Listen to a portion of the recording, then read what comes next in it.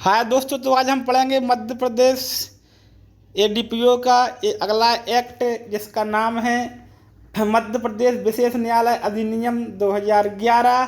तो इसके बारे में मोटी मोटी जानकारी मैं आपको बता दूं। इसमें कुल 26 धाराएं हैं। 26 धाराएं हैं जो 4 अध्यायों में बटी हुई हैं। और ये एक्ट जो है 7 फरवरी 2012 को इसको राष्ट्रपति की अनुमति प्राप्त हुई। ये विधेयक बना, अधिनियमित हुआ और 10 फरवरी 2012 से जो है पूरे मध्य प्रदेश में लागू है। तो इसको याद रखना है। एमपी का जो है स्पेशल एक्ट है और पूरे एमपी मात्र पर ये लागू है। तो ये एमपी की दृष्टि से बहुत ही महत्वपूर्ण है। बहुत ज़्यादा क्वेश्चंस एमपी के सब्जेक्ट्स से आएंगे। ये बिल्कुल पूरा का पूरा क्लियर है। तो अध्याय 1 में प्रारंभिक है। ये पहला थोड़ा सा अपन इसका इंट्रोडक्शन देख लें, इसके बाद विस्तार से पढ़ेंगे। पहले में है संक्षिप्त नाम, विस्तार और प्रारंभ। दूसरे में है परिभाषाएं। तीसरे में विशेष न्यायालयों की स्थापना। चौथे अध्याय में संपत्ति का अधिग्रहण और 5वें में अध्याय में है प्रकीर्ण बचा हुआ जो मामला है। तो पहले अध्याय में केवल 2 धाराएं हैं। दूसरे में है 3 से 12 तक और तीसरे में है 13 से 19 और चौथे में है 20 से 26। तो आइए पढ़ते हैं इस एक्ट को। तो इसका सबसे पहले उद्देश्य जान लें। अपराधों के कतिपय वर्ग के त्वरित विचारण और उनमें अंतर्वलित संपत्तियों का अधिग्रहण करने के लिए विशेष न्यायालय के गठन का और उससे संसक्ति आनुषंगिक विषयों का उपबंध करने के लिए अधिनियम। तो अपराधों को जल्दी से जल्दी निपटाया जा सके, इसके लिए विशेष न्यायालयों की स्थापना करना और उस संबंधित जो संपत्तियाँ हैं उसको कुर्क करने, अधिग्रहण करने की शक्ति देकर विशेष न्यायालय गठित किए जाते हैं। और उनसे अनुशंसक और अनुषंगिक माने जुड़े हुए मामले, जैसे आपने देखा होगा पॉक्सो का अलग से विशेष न्यायालय होता है, विद्युत का अलग से जो प्राधिकरण होता है, और SC/ST की अलग से कोर्ट होती है, फास्ट ट्रैक कोर्ट होती हैं, विशेष न्यायालय होते हैं। ये बहुत जल्दी सुनवाई करते हैं क्योंकि इन्हें एक ही प्रकार के मामले जो है सुनने होते हैं। तो आइए अध्याय 1 प्रारंभिक। इस अधिनियम का नाम मध्य प्रदेश विशेष न्यायालय अधिनियम 2011 है। क्योंकि एमपी की परीक्षा है, एमपी का स्पेशल एक्ट है, तो बहुत ज़्यादा क्वेश्चन इससे आएंगे। मैं फिर से आपसे बार बार कर रहा हूँ, इसको बिल्कुल भी कोताही नहीं बरता। पूरा एक्ट जो है देखें। इसका विस्तार कहाँ है? संपूर्ण मध्य प्रदेश है।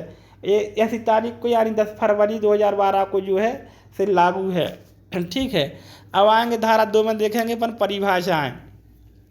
तो सबसे पहली परिभाषा अधिनियम की। तो अधिनियम के अंतर्गत भ्रष्टाचार निवारण अधिनियम 1988। भ्रष्टाचार जहाँ जहाँ केवल अधिनियम लिखा है वहाँ पर भ्रष्टाचार निवारण अधिनियम 1988 का हमें अर्थ लगाना है। प्राधिकृत अधिकारी से अभिप्रेत धारा 14 के प्रयोजन के लिए उच्च न्यायिक सेवा का कोई सेवारत अधिकारी जो सेशन न्यायाधीश या अपर सेशन न्यायाधीश हो या रह चुका हो। कैसा अधिकारी? जो धारा 14 के प्रयोजन के लिए बनाया गया है, उच्च न्यायिक सेवा में सेवारत है, और जो सेशन न्यायाधीश और अपर सेशन न्यायाधीश या तो डीजे या एडीजे वर्तमान में है या रह चुका है। सी में संहिता की परिभाषा है। संहिता से अभिप्रेत दंड प्रक्रिया संहिता 1973 यानी CRPC, जहाँ संहिता लिखा होगा। किसी अपराध के संबंध में घोषणा से अभिप्रेत है। ऐसे अपराध के संबंध में धारा 5 के अधीन की गई घोषणा। अपराध से अपराध से क्या अभिप्रेत है? तो यहाँ पर अपराध की अलग से परिभाषा दी गई है, वहाँ पर 2N में दी गई है, CRPC में और IPC में धारा 40 में दी गई है। तो ये 2E में अलग से परिभाषा दी गई है अपराध की, तो इसको भी हमें याद रखना है। अपराध से अभिप्रेत है आपराधिक औचार का ऐसा अपराध जो अधिनियम की धारा 13(1) अधिनियम वर्ष लिखा। अधिनियम की धारा मतलब 13(1) कौन सा अधिनियम लगाना? भ्रष्टाचार वाला अधिनियम, समझ गए। कोई या तो स्वतंत्र रूप से अधिनियम के किसी अन्य और वन्य भारतीय दंड संहिता 1860 के किसी बंद के साथ संयुक्त रूप से लागू करने के लिए प्रेरित करता हो। आपराधिक औचार, ठीक है। आपराधिक औचार को वहाँ पर परिभाषित किया गया है। जब अपन वो पढ़ेंगे भ्रष्टाचार निवारण अधिनियम तो आपको समझ में आ जाएगा। तो अपराध से उसका संबंधित है और IPC संबंधित जो भी अपराध इससे मिलते जुलते वो अपराध की श्रेणी में आते हैं। विशेष न्यायालय 2F में विशेष न्यायालय की परिभाषा दी गई है। धारा 3 के अधीन जो है गठित विशेष न्यायालय है। उपधारा 2 आती है इसकी, तो इसमें पढ़ेंगे 2 की उपधारा 2। उन शब्दों और अभिव्यक्तियों के जो इसमें प्रयुक्त हुए हैं परिभाषित नहीं है, किंतु अन्य CRPC में परिभाषित है। तो ये माना जाएगा कि जो CRPC में उनके अर्थ है वही यहाँ पर भी अर्थ है। पूरे शब्दों को तो यहाँ पर परिभाषित नहीं किया गया है, लेकिन जो CRPC में जो शब्द परिभाषित किए गए हैं और यहाँ पर उनका प्रयोग किया गया है, तो ये माना जाएगा कि इनके वही अर्थ है। आइए आते हैं अध्यायों पर। विशेष न्यायालयों की स्थापना, तो विशेष न्यायालयों की स्थापना हम पढ़ेंगे। तो धारा 3 उपधारा 1, अपराध के त्वरित विचारण के प्रयोजन के लिए राज्य सरकार अधिसूचना द्वारा उतनी संख्या में न्यायालयों की स्थापना करेगी जिन्हें विशेष न्यायालय कहा जाएगा। जितनी आवश्यकता हो कौन करेगा? राज्य सरकार करेगी। जितनी त्वरित न्याय के लिए, मतलब जो पेंडिंग मामले डले हैं उनको जल्दी से निपटाने के लिए जो है राज्य सरकार विशेष न्यायालयों की स्थापना करेगी। हमेशा न्यायालयों की स्थापना कौन करती है? राज्य सरकार करती है, दोस्तों ध्यान रखना। और लेकिन इन पर नियुक्ति कौन करता है? नियुक्ति की प्रोसेस कौन करता है? उच्च न्यायालय करता है। इतना आप जो है ध्यान रखना। जैसे मान लो सिविल जज के पद है, पद कौन नियुक्त करता है? तो पद नियुक्त करती है, पद निकालती है MP गवर्नमेंट, UP गवर्नमेंट, अपने अपने स्टेट की गवर्नमेंट, लेकिन उनकी नियुक्तियाँ कौन करता है? हाई कोर्ट अपने हिसाब से करता है कि चयन की प्रक्रिया पूरी वही बनाता है कि किसका चयन करना है किसका नहीं। उपधारा 2, विशेष न्यायालय की अध्यक्षता उच्च न्यायालय की सहमति से राज्य सरकार द्वारा नाम निर्दिष्ट न्यायाधीश द्वारा की जाएगी। तो प्रत्येक विशेष न्यायालय का अध्यक्ष जो पीठासीन अधिकारी होगा वो कौन होगा? जिसको राज्य सरकार द्वारा नाम न्यायाधीश द्वारा की जाएगी। ठीक है, राज्य सरकार नाम निर्दिष्ट करेगा, वो विशेष न्यायालय का जो है अध्यक्ष होगा, लेकिन किसकी सहमति से? उच्च न्यायालय की सहमति से। मैंने पहले ही कहा था कि बिना उच्च न्यायालय की सहमति के यहाँ पे कुछ नहीं होता है। उपधारा 3, ऐसा कोई व्यक्ति किसी विशेष न्यायालय के न्यायाधीश के रूप में नाम निर्दिष्ट नहीं है। कोई भी व्यक्ति किसी भी प्रकार का विशेष न्यायाधीश नहीं बन सकता जब तक वह DJ या ADJ ना हो या रहा हो, या तो पहले रहा हो या वर्तमान में हो। धारा आती है 4, विशेष न्यायालय द्वारा मामलों का संज्ञान। जो विशेष न्यायालय होंगे बनाए जाएंगे इस अधिनियम के अंतर्गत, वो मामलों का संज्ञान कैसे लेंगे? विशेष न्यायालय ऐसे मामलों का संज्ञान लेगा, उनका विचारण करेगा जो उसके समक्ष संसद किए जाएं या धारा 10 के अधीन उन्हें अंतरित किए जाएं। या तो अंतरित किए जाएं कैसे? जैसे मान लो कोई केस किसी दूसरे न्यायालय में पेश किया गया और लगता है कि इसके विशेष न्यायालय में सुनवाई होनी चाहिए, तो धारा 10 के अंतर्गत उसको जो है ट्रांसफ़र हो जाते हैं मामले, या फिर सीधे उसके समक्ष पेश किए जाते हैं। तो ये विशेष न्यायालय उन दोनों ही मामलों का संज्ञान लेगा।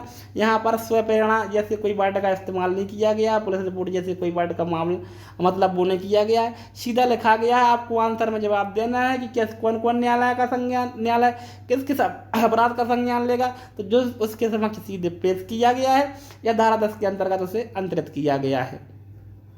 अब आती है धारा 5, इस अधिनियम के अधीन विचार किए जाने वाले मामलों की घोषणा।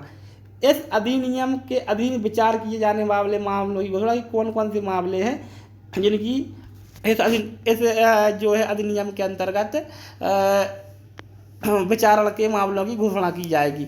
नंबर 1, जहां राज्य सरकार को प्रथम दृष्टया साक्ष्य के आधार पर, किसको? MP गवर्नमेंट को लगता है प्रथम दृष्टया साक्ष्य के आधार पर, जो साक्ष्य आती है उसके आधार पर, कि यह विश्वास करने का कारण है कि किसी ऐसे व्यक्ति द्वारा कथित रूप से किए गए किसी अपराध किए जाने का समुचित आधार है। ऐसा लगता है प्रथम दृष्टया देखती हुई कि किसी व्यक्ति ने अपराध किया है जो लोक पद धारण कर चुका हो अथवा धारण कर रहा है, मतलब जो सरकारी सेवक रहा है, लोक सेवक रहा है, या है वर्तमान में, या रिटायर हो गया या रहा है अथवा ठीक है।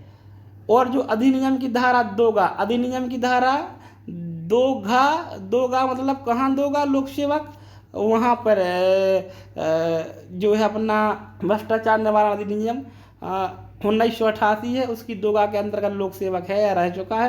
तो राज्य सरकार ऐसे प्रत्येक मामले में जिसमें उसका उपरोक्त विश्वास हो, इस आशय की घोषणा कर सकेगा। किस आशय की घोषणा कर देगा? अगर राज्य सरकार को प्रथम दृष्टया लगता है कि कोई लोक सेवक था, उसने भ्रष्टाचार किया है या वर्तमान में है तो उसने भ्रष्टाचार किया है या उसका करने का प्रयत्न किया है या दुष्प्रयोग किया है, तो उसके संबंध में निम्न घोषणाएं जो है की जा सकती हैं। नंबर 2, ऐसी घोषणा किसी भी न्यायालय में प्रश्नगत नहीं की जाएगी, और जो घोषणा की जाएगी किसी भी न्यायालय में उसको चैलेंज, उसकी अपील वगैरह नहीं होगी। ठीक है, ये घोषणा हो जाएगी धारा 5 में। ठीक है, अब आते हैं घोषणा का प्रभाव क्या होगा धारा 6 में। अब घोषणा तो हो गई, लेकिन इस घोषणा का प्रभाव क्या होगा, तो अभी आपको क्लियर नहीं हुआ कि कौन सी घोषणा की बात हो रही है। अब क्लियर हो जाएगा 6(1) ऐसी घोषणा कर दिए जाने पर संहिता या तत्समय प्रबद्ध किसी अन्य विधि में किसी बात के होते हुए भी इस अपराध के संबंध में कोई अभियोजन किसी विशेष न्यायालय में ही संस्थित किया जाएगा। जब कोई घोषणा कर दी जाती है कि कोई अपराधी है, ये लोक सेवक है जिसने भ्रष्टाचार किया है, तो उसके संबंध में घोषणा की जाएगी और वो घोषणा किसी न्यायालय में प्रश्नगत नहीं होगी। अब जब घोषणा हो जाती है जिस अपराध के संबंध में, तो फिर वो विशेष न्यायालय में ही संस्थित किया जाएगा, अन्यथा किसी न्यायालय में उसकी सुनवाई नहीं होगी। ये उसका घोषणा का प्रभाव होता है कि विशेष न्यायालय ही इसकी सुनवाई करेगा, CRPC या अन्य किसी एक्ट में किसी बात के होते हुए भी। चूँकि ये स्पेशल एक्ट इसलिए जनरल लॉ पे इफेक्टिव होता है, अपना प्रभाव रखता है, उसको नीचे कर देता है, ये ऊपर हो जाता है। उपधारा 2 आती है, 6 की उपधारा 2 उपधाराएँ ही इसमें है, पहली पढ़ चुके हैं, दूसरी हम पढ़ेंगे। जहाँ धारा 5 के अधीन कोई घोषणा किसी ऐसे अपराध से संबंधित है जिसके संबंध में पहले ही अभियोजन संस्थित किया जा चुका है, कोई घोषणा की लेकिन पहले ही मामला संस्थित हो चुका है तथा उससे संबंधित कार्रवाइयाँ इस अधिनियम के अधीन विशेष न्यायालय से भिन्न किसी न्यायालय में लंबित है, वहाँ तक समय प्रबद्ध किसी अन्य विधि में अंतर्विष्ट किसी बात के होते हुए ऐसी कार्रवाइयाँ इस अधिनियम के अधीन अपराध के विचारण के लिए विशेष न्यायालय को अंतरित कर दी जाएंगी। अपन ने क्या पढ़ा कि अगर कोई घोषणा कर दी जाती है किसी अपराध के संबंध में कि ये भ्रष्टाचार से संबंधित अपराध है, तो उसका विशेष न्यायालय द्वारा ही ट्रायल होगा। लेकिन घोषणा होने से पहले ही वो केस किसी अन्य न्यायालय में लग चुका है और उस पर कोई कार्रवाई हो चुकी है, कार्रवाई लंबित है, तो वो मामला तुरंत उठ के विशेष न्यायालय के पास चला जाएगा और वही उसकी निगरानी में वही उसका विचार करेगा और उस पर अपनी ट्रायल करके निर्णय देगा। तो अब मुझे लगता है कि आप लोगों को ये घोषणा का प्रभाव समझ में आ गया होगा। अब पढ़ते हैं धारा 7, अपराधों के विचारण के बारे में विशेष न्यायालयों की अधिकारता। अपराधों की ट्रायल करने के बारे में विशेष न्यायालयों की अधिकारता क्या होगी, क्षेत्राधिकार क्या होगा, जुरिसडिक्शन क्या होगा, तो आइए देखते हैं धारा 7 में। विशेष न्यायालय को किसी ऐसे व्यक्ति का मुख्य आरोपी षड्यंत्रकर्ता या दुष्प्रेरक के रूप में विचारण करने की अधिकारता होगी। मुख्य आरोपी षड्यंत्रकर्ता या दुष्प्रेरक के रूप में विचारण की अधिकारता होगी जिसने कथित रूप से वह अपराध किया है जिसके संबंध में धारा 5 के अधीन घोषणा की गई हो और उन समस्त व्यक्तियों का संहिता के अनुसार एक ही विचारण में उनके साथ संयुक्त रूप से विचारण किया जा सकता है। तो विशेष न्यायालय को ऐसे सब मामलों में अधिकारता है जिसमें मुख्य आरोपी षड्यंत्रकर्ता या दुष्प्रेरक के रूप में विचारण करने की अधिकारता है उसको, ठीक है, जिसके संबंध में धारा 5 के संबंध में घोषणा की गई है। और इससे संयुक्त जितने भी विचारण हैं, जितने भी व्यक्ति हैं इनमें, चाहे दुष्प्रेरक हो, चाहे षड्यंत्रकर्ता, चाहे मुख्य आरोपी हो जिसने घटना की है, 3 प्रकार के आरोपी होते हैं, 4 प्रकार के चूंकि आरोपी होते हैं। मुख्य आरोपी जिसने घटना की है, सीधे प्रहार किया है, मान लो, एक मैं समझाता हूँ आपको। दूसरे 2 लोगों ने षड्यंत्र किया तो दोनों ही दोषी हैं, उनकी षड्यंत्र के भले एक ने मारा है लेकिन दोनों दोषी है, तो वो षड्यंत्र करता हो। चाहे दुष्प्रेरक किया कि आप तो जाके मार दो, मैं खड़ा हूँ, कुछ नहीं होगा, मैं आपको बचा लूँगा, ये दुष्प्रेरक हो जाता है। और तीसरा होता है संश्रयदाता, मतलब अपराध के बाद जो छिपाता है। तो यहाँ पर 3 प्रकार के लोगों की बात कर रही है। मुख्य आरोपी, षड्यंत्रकर्ता, दुष्प्रेरक, सबका संयुक्त रूप से विशेष न्यायालय विचारण कर सकता है जो उस अपराध में धारा 5 के अंतर्गत जिसकी घोषणा की गई है उसके साथ जितने भी जुड़े हैं, सबका विचारण धारा 7 के अंतर्गत विशेष न्यायालय को सबका विचारण करने की अधिकारता होगी। विशेष न्यायालयों की प्रक्रिया और शक्तियाँ। जो विशेष न्यायालय हैं इनके काम करने की प्रक्रिया क्या होगी और इन्हें क्या शक्तियाँ होंगी, ये धारा 8 में बताई गई हैं। धारा 8 में 1, 2, 3 उपधाराएँ हैं। तो पहली उपधारा कहती है, ऐसे मामले के विचारण विशेष न्यायालय मजिस्ट्रेट के समक्ष वारंट वाले मामलों के विचारण के लिए संहिता द्वारा विहित प्रक्रिया का अनुसरण करेगा। तो यहाँ पर जो वारंट पे जो मामले संस्थित होते हैं, वारंट प्रक्रिया होती है जिन मामलों में ट्रायल 4 प्रकार की होती है, ठीक है। पुलिस रिपोर्ट पर संस्थित मामले होते हैं, परिवार में संस्थित मामले होते हैं, इस तरीके से सेशन ट्रायल होती है और ये वारंट पे मामले की जो प्रक्रिया होती है, ये पूरा का पूरा चैप्टर यहाँ पर मैं इसलिए नहीं पढ़ा सकता क्योंकि बहुत ज़्यादा बड़ा हो जाएगा। तो ट्रायल वाला जो चैप्टर है CRPC के, जब अपन उसको पढ़ेंगे तो देख लेंगे, या आप ट्रायल वाला विचारण वाला पोर्शन खोल के देख लीजिएगा तो समक्ष जो वारंट वाली ट्रायल होगी वो वहाँ पर पूरी लिखी हुई है, आपको समझ में आ जाएगी। आपको केवल ये याद रखना है कि 8 में जो वारंट मजिस्ट्रेट के न्यायालय में जो प्रोसेस फॉलो होती है लोअर कोर्ट में, ठीक है, उसको फॉलो करेगा। वारंट संस्थित जो मामले होते हैं वारंट मामलों की तरह जो है प्रक्रिया का पालन करेगा। उपधारा 2, इस अधिनियम में अभिव्यक्त रूप से उपबंधित के सिवा जहाँ पर स्पेशली कोई अन्य बात नहीं बताई गई है उसके सिवा संहिता और अधिनियम के उपबंध जहाँ तक वे इस अधिनियम के उपबंधों से असंगत ना हो विशेष न्यायालय के समक्ष की कार्रवाइयों को लागू होंगे। उक्त उपबंधों के प्रयोजन के लिए विशेष न्यायालय के समक्ष अभियोजन संचालित करने वाले व्यक्ति लोक अभियोजक कहलाएंगे। तो CRPC की जो प्रोसेस है जब तक इस अधिनियम से असंगत ना हो पूरी की पूरी वही फॉलो की जाएगी। और जो सरकारी वकील होंगे जो सरकार का पक्ष रखेंगे अभियोजन का पुलिस का पीड़ित व्यक्ति का जो पक्ष रखेंगे वो भी लोक अभियोजक कहलाएंगे। ठीक है, लोक अभियोजक ही इसका संचालन करेंगे, वो लोक अभियोजक कहलाएंगे। ये 2 बताती है। उपधारा 3 आपसे बात करती है विशेष न्यायालय उसके द्वारा किसी व्यक्ति को दोषी ठहराया जाए। सीधी बात विशेष न्यायालय में ट्रायल होगा तो वो उसको अगर कोई दोषी पाया जाता है दंड देने की भी शक्ति उसके पास है। तो उसको मिठाई थोड़ी देगा दोस्तों, दंड देने की शक्ति तो है 8(3) में। वो पूरा विचार करेगा तो दंड क्यों नहीं देगा, दंड भी जो है इसमें दे पाएगा। अब आती है धारा 9, विशेष न्यायालयों के आदेशों के विरुद्ध अपील। Very important section for our examination. ठीक है, तो इसको आप IMP जो में है टिक कर लेना। विशेष न्यायालयों के आदेशों के विरुद्ध अपील कहाँ होगी, तो दोस्तों 2 आधारों पर अपील होगी विशेष न्यायालय की। तथ्य एवं विधि के आधार पर, जहाँ कोई तथ्य की भूल हुई है या विधि का प्रश्न है या तथ्य का प्रश्न है तो उसके आधार पर जो अपील होगी। और किसी CRPC में किसी बात के होते हुए भी विशेष न्यायालय की अपील कहाँ होगी, उच्च न्यायालय में होगी।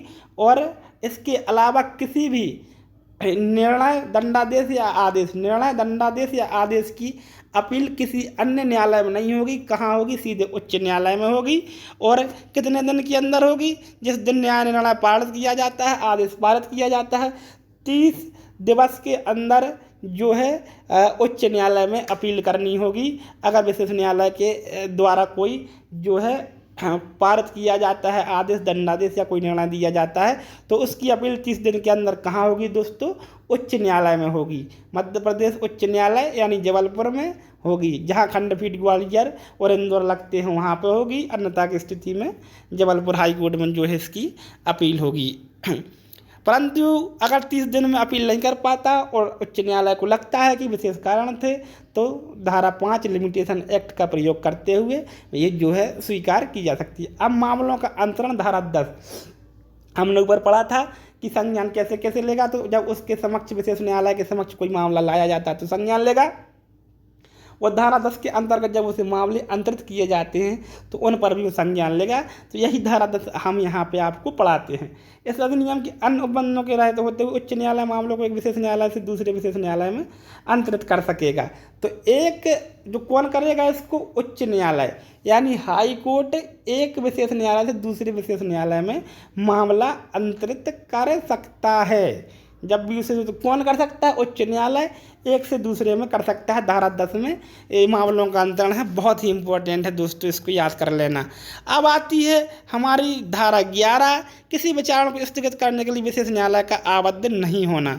किसी विचारणा को स्थगित यानी रोक देने के लिए, कार्रवाई आगे बढ़ाने के लिए वो आबद्ध नहीं होगा। इसके लिए 2 चीज़ें हैं, 1 और 2 पॉइंट हम देख लेते हैं। स्थगन माने आज की कार्रवाई मुलतवी हो जाए या टल जाए।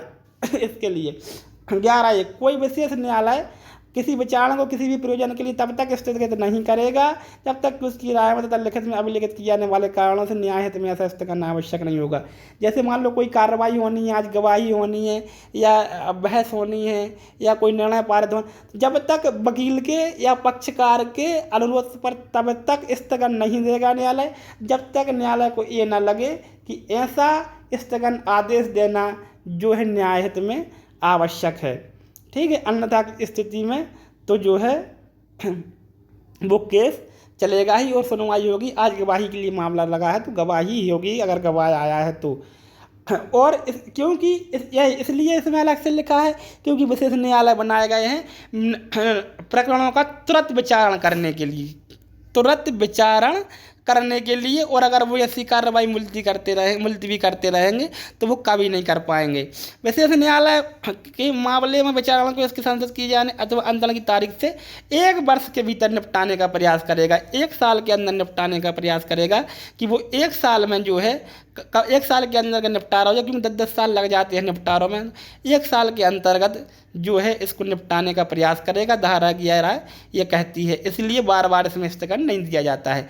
आती है धारा 12 हमारी, विशेष न्यायालय का कोई न्यायाधीश अपने पूर्ववर्ती या पूर्ववर्ती द्वारा अभिलिखित अथवा अपने पूर्ववर्ती या पूर्ववर्ती द्वारा आंशिक रूप से अभिलिखित तथा आंशिक रूप से अपने द्वारा अभिलिखित साक्ष्य के आधार पर कार्रवाई कर सकेगा। धारा 12 वेरी वेरी इंपॉर्टेंट, इसको याद कर लेना है आप। ये इसलिए है, जैसे मान लो आज कोई विशेष न्यायाधीश है, वो कार्रवाई कर रहा है, ठीक है, और उसने आधी साक्ष्य ली और उसका ट्रांसफ़र हो गया, तो नया जो आएगा तो पूर्ववर्ती माने पिछला न्यायाधीश, तो पिछली रिकॉर्ड और अपनी रिकॉर्ड और पिछले कई न्यायाधीश जो सबको मिला कर उसमें जो है निर्णय दे सकता है। आप ये नहीं कह सकते कि आपने तो पूरी कार्रवाई नहीं की है, आधी कार्रवाई तो पिछले न्यायाधीश ने की थी, आप शुरू से पूरी कीजिए, ऐसा नहीं होता है। जितनी वो छोड़ के गया है पिछला वाला न्यायाधीश, उतनी वहाँ से ही आगे बढ़ेगी, और सारी की सारी जो फाइल है उसको देख कर ही जो है निर्णय पारित किया जाएगा। अब आता है हमारा अध्याय 3, संपत्ति का अधिग्रहण, माने संपत्ति की जब्ती, संपत्ति को अपने कब्जे में लेना।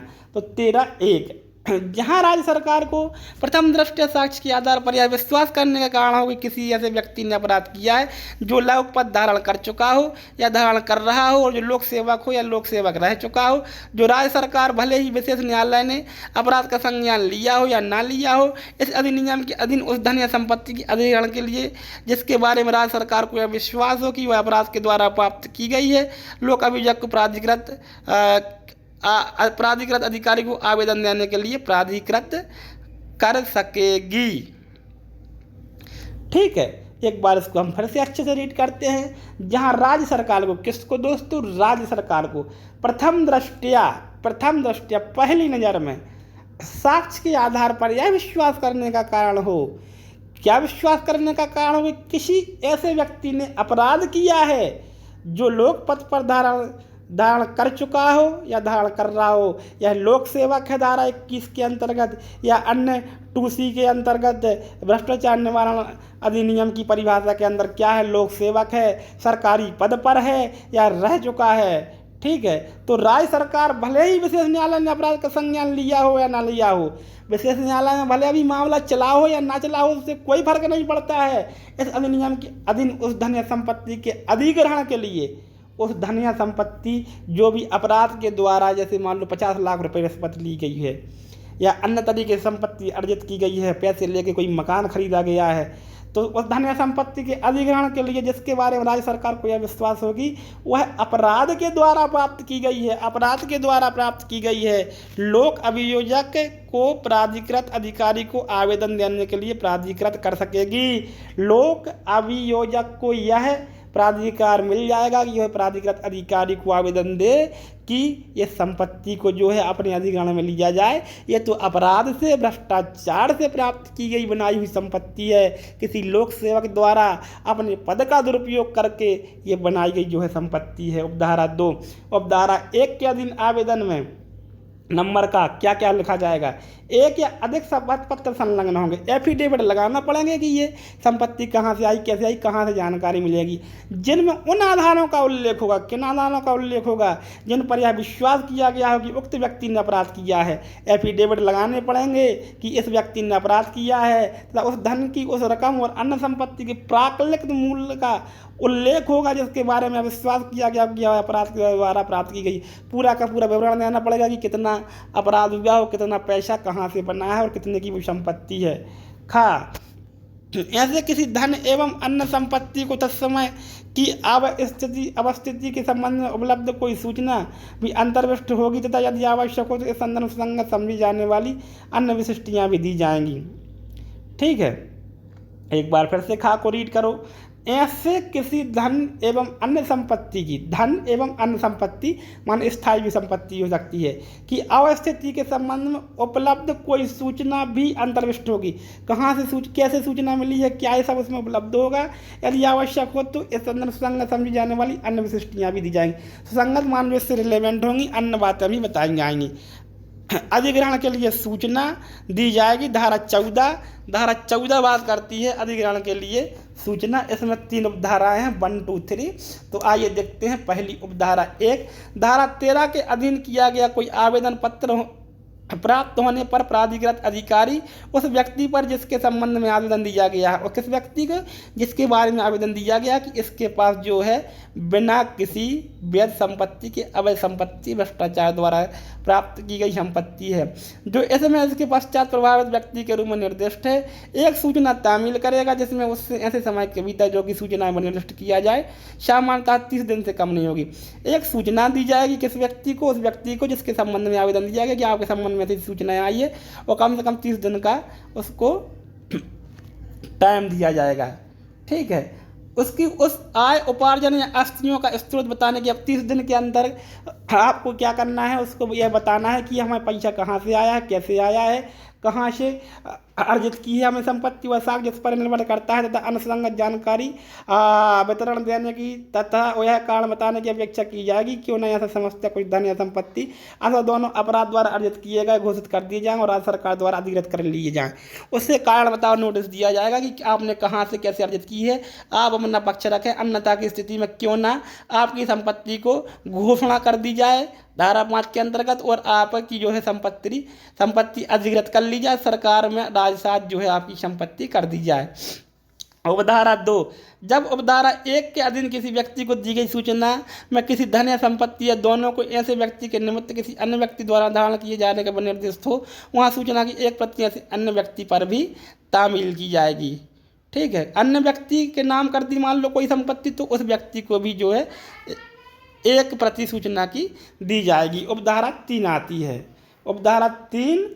उपधारा 1 में अंतर्वष्ट किसी बात के होते हुए भी प्रभावित व्यक्ति द्वारा प्राधिकृत अधिकारी के समक्ष अभिलिखित कराई गई साक्ष्य सूचना और विशिष्टियों का विशेष न्यायालय के समक्ष विचारण में खंडन किया जा सकेगा, परंतु ऐसा खंडन इस अधिनियम के अधीन विशेष न्यायालय द्वारा अपराधी के अपराध के अवधारण और न्यायालय के विचारण तक ही सीमित रहेगा। उपधारा 1 में कोई अगर मान लो कुर्क वगैरह की जाती है, तो इन सब का खंडन कहाँ, जब विशेष न्यायाधीश के यहाँ मामला चल रहा है उस सब में खंडन किया जा सकता है साक्ष्य के आधार पर। तो खंडन करने का मौका तो देना ही पड़ेगा सामने वाले को, अन्यथा प्राकृतिक न्याय का जो उल्लंघन हो जाएगा, वो अपनी साक्ष्य प्रस्तुत करने के लिए जो है स्वतंत्र है। वहाँ पर अगर खंडित कर देता है तो ऐसा माना जाएगा कि उसने ये संपत्ति अपराध से जो है प्राप्त नहीं की जाए।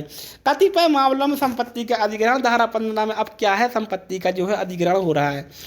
जब धारा 14 के अधीन दिए गए कारण बताओ नोटिस यानी सूचना की स्पष्टीकरण यदि कोई होता था उसके समक्ष उपलब्ध सामग्री पर विचार करने के पश्चात या प्रभावित व्यक्ति को तथा उस दशा में जहाँ प्रभावित व्यक्ति से किसी अन्य व्यक्ति के माध्यम से सूचना में कोई धन संपत्ति धारण करता हूँ, ऐसे अन्य व्यक्ति को भी सुनवाई का युक्तियुक्त अवसर प्राप्त करने के पश्चात प्राधिकृत अधिकारी आदेश द्वारा निष्कर्ष अभिलिखित करेगा कि क्या प्रश्नगत समस्त या कोई अन्य धन या संपत्ति विधिवत अर्जित की जाए। जब दोनों को, जिस व्यक्ति के अगर दूसरे व्यक्ति के नाम की संपत्ति तो उसको, या जिसके संबंध में अपराध की घोषणा की गई है उसके संबंध में जब उस सुनवाई करने के बाद जो प्राधिकृत अधिकारी है वह इस निष्कर्ष पर पहुंचेगा कि इसको घोषित किया जाए विधि विरुद्ध कि नहीं।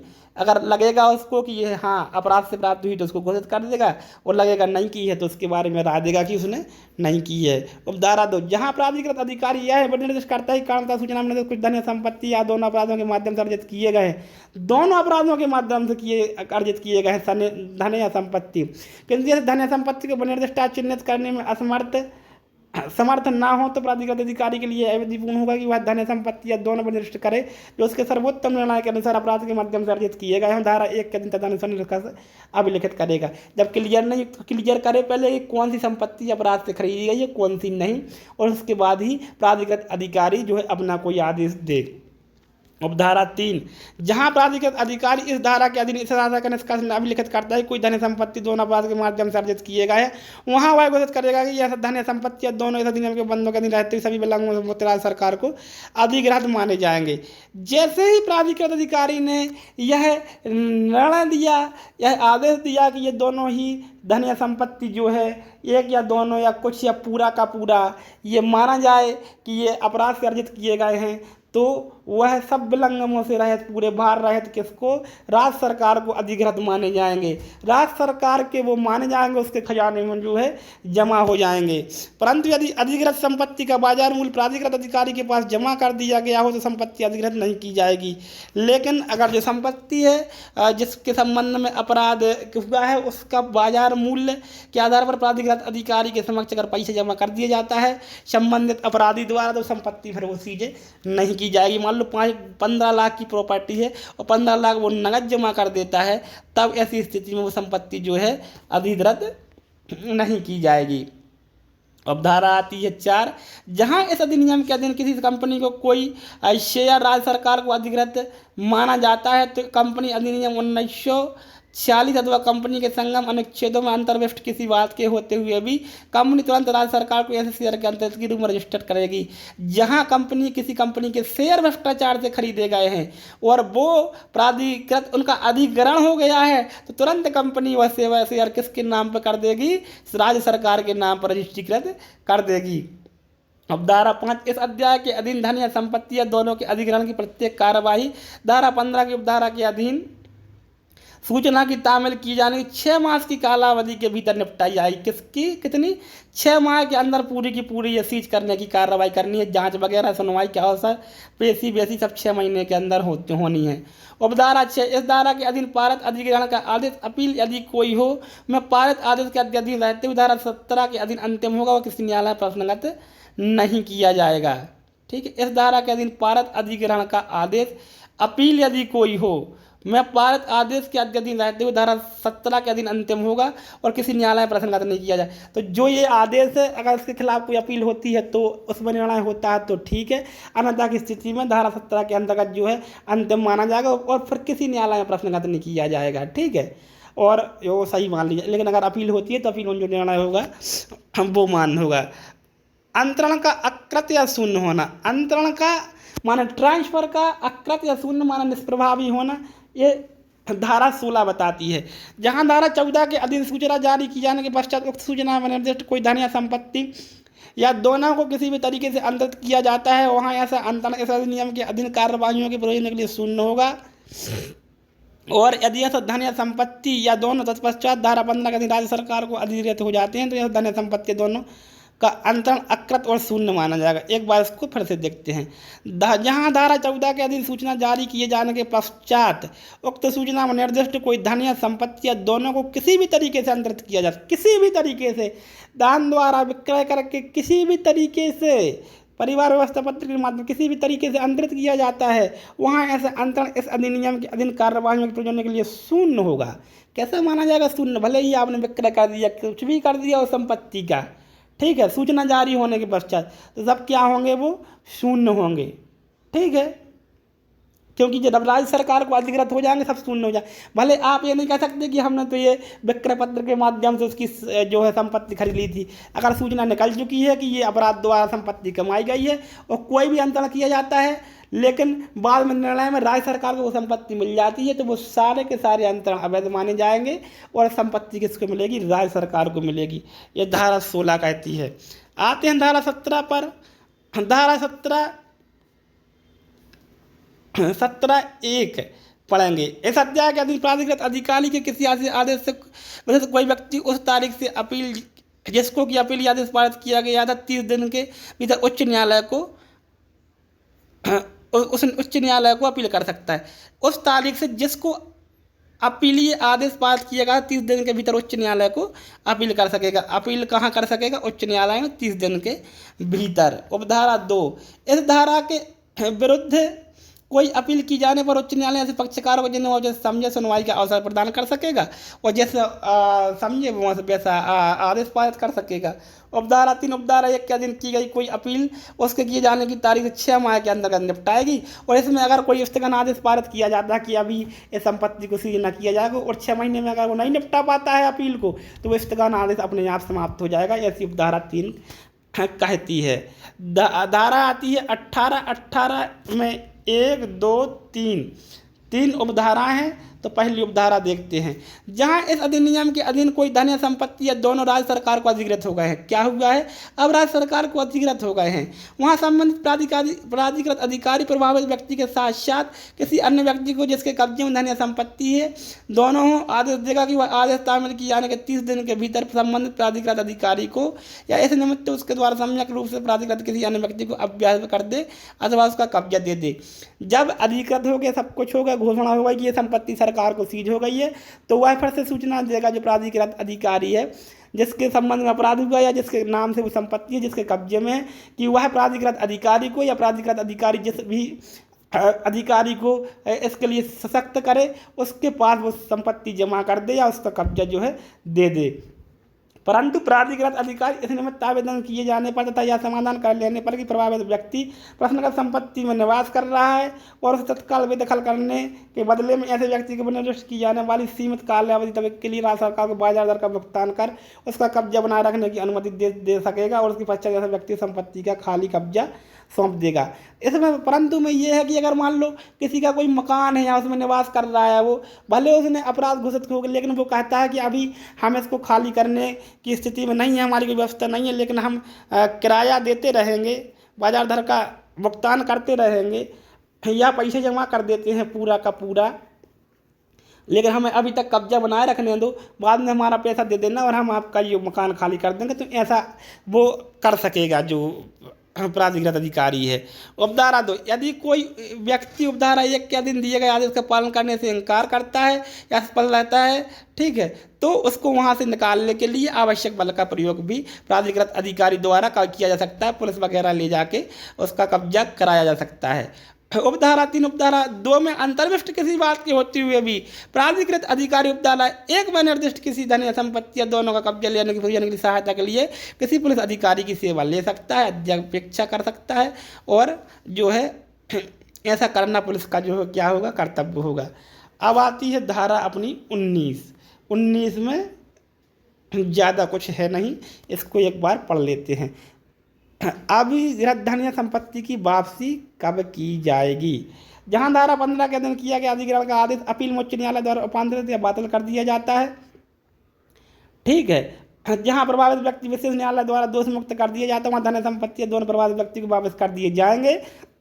और यदि किसी कारण संपत्ति वापस करना संभव ना हो ऐसे व्यक्ति को इस प्रकार अधिग्रहित धन को सम्मिलित करते हुए उसके मूल्य का भुगतान अधिग्रहण की तारीख से उस पर 5% प्रति वर्ष की दर से परिगणित ब्याज की सहायता कर दिया। आपने प्राधिकृत अधिकारी की संपत्ति जब्त कर ली, सरकार को सब कुछ मिल गया, कब्जा ले लिया, लेकिन अगर अपील में वह जीत गया, वह अपराधी जीत गया, अभियुक्त को दोष मुक्त कर दिया गया, उसकी जो संपत्ति सीज की गई थी उसको अवैध घोषित कर दिया गया, तो उसको संपत्ति वापस करनी पड़ेगी और वापस नहीं कर पाओगे तो बाजार मूल्य पर उसकी कीमत देनी पड़ेगी और उस पर 5% वार्षिक ब्याज भी देना पड़ेगा। ये बहुत ही खतरनाक चीज़ है धारा 19 में, इसलिए इसको आप जो है याद रखना। अध्याय 4 अंतिम अध्याय प्रकीर्ण। धारा 20, 21, 22, 23, 24, 25, 26 में पढ़ेंगे। विवरण में त्रुटि के कारण सूचना आदेश का विधि मान्य न होना। अगर कोई विवरण इसके संबंध में दिया जाता है उसमें कोई त्रुटि है लेकिन उससे कोई पता या किसी व्यक्ति का उल्लेख में गड़बड़ नहीं हुआ, मतलब निर्णय में कोई उस त्रुटि के कारण जो है इतना प्रभाव नहीं है कि निर्णय गलत हो गया हो, तो उस त्रुटि का कोई भी प्रभाव जो है नहीं पड़ेगा। धारा 20 ये कहती है। धारा 21 कहती है इस अधिनियम के उपबंध तस्मा प्रवृत्त किसी अन्य विधि के अतिरिक्त होंगे। ये कहती है कि किसी अन्य कोई अगर इसके संबंध में विधि है तो वो अल्पीकरण नहीं करेगी उसकी। ये अतिरिक्त दंड की व्यवस्था जो है, कार्यवाही की व्यवस्था इस अधिनियम में जो है की गई है, ठीक है। अन्य कार्यवाहियों का वर्जन, धारा 9-17 में था बंद किसी बात था किसी अन्य विधि मंत्र में किसी बात के होते हुए भी धारा 15 के अधीन किसी धन या संपत्ति के दोनों को अधिकृत किए जाने के आदेश के संबंध में भी किसी न्यायालय के में कोई वाद या अन्य विधिक कार्यवाही नहीं चलाई जाएगी। जब ये प्रक्रिया आ गई यहाँ पर हो गई तो अन्य किसी न्यायालय में इस संबंध में कोई केस नहीं चलेगा, केवल विशेष न्यायालय ही इसकी सुनवाई करेगा। ये धारा 22 कहती है। 23 की करती सद्भावपूर्वक की गई कार्रवाई का संरक्षण। ठीक है, अगर कोई व्यक्ति सद्भावपूर्वक अभियोजन करता है और वो बाद में गलत भी निकलता है तो उसमें कोई कार्रवाई जो है नहीं की जाएगी। ये नहीं तो मिथ्या साक्ष्य वगैरह की कार्रवाई होती है, इसमें नहीं होगी। नियम बनाने की शक्ति राज्य सरकार को है। ठीक है, अध्यारोही प्रभाव ये है कि अगर कोई एक्ट इसके अंतर्गत असंगत है तो ये प्रभावी होगा उस पर। कठिनाइयों को दूर करने की शक्ति कहाँ पर है? सरकार को है।